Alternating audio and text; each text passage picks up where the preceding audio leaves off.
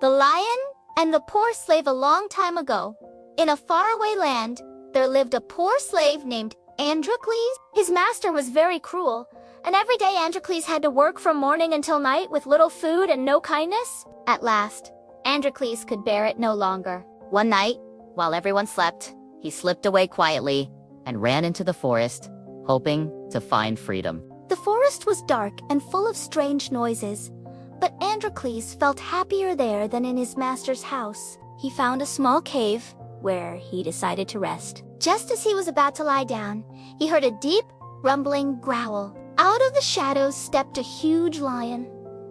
At first, Androcles was terrified. He thought the lion would surely eat him. But instead of attacking, the great beast limped toward him, letting out a sorrowful roar. When Androcles looked more closely, he saw that the lion's paw was swollen and bleeding. A long, sharp thorn was stuck deep in it. Androcles' kind heart overcame his fear. "Oh, you poor creature," he said softly. "You are in pain." Very carefully, he knelt beside the lion. With steady hands, he pulled out the thorn and cleaned the wound as best he could. The lion let out a mighty roar, but not of anger. It was a roar of relief.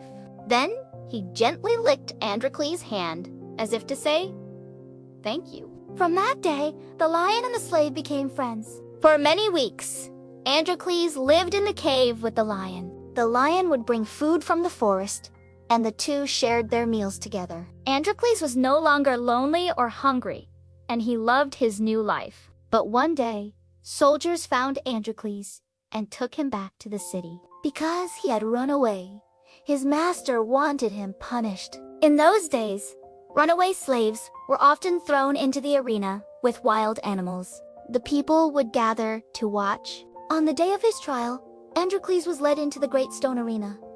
Thousands of eyes stared at him. Then a heavy gate was lifted, and a lion was released to attack him. The crowd gasped.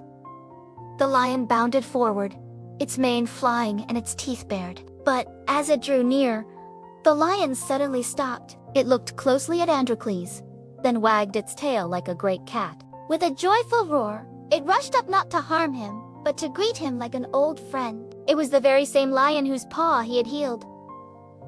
The crowd was astonished. The emperor himself rose from his seat. "This is most strange," he declared. "Why does the lion spare this man?" Androcles told his story, how he had once helped the lion when it was in pain. The emperor listened carefully. Then he smiled and said, "If even a wild beast can be grateful and faithful to one who shows kindness, then surely we humans should be the same. This man and this lion deserve their freedom." And so Androcles was set free, and so was the lion. They returned to the forest together, where they lived as friends for the rest of their days. Moral of the story: kindness is never wasted. Even the smallest good deed can return to us in ways we never expect.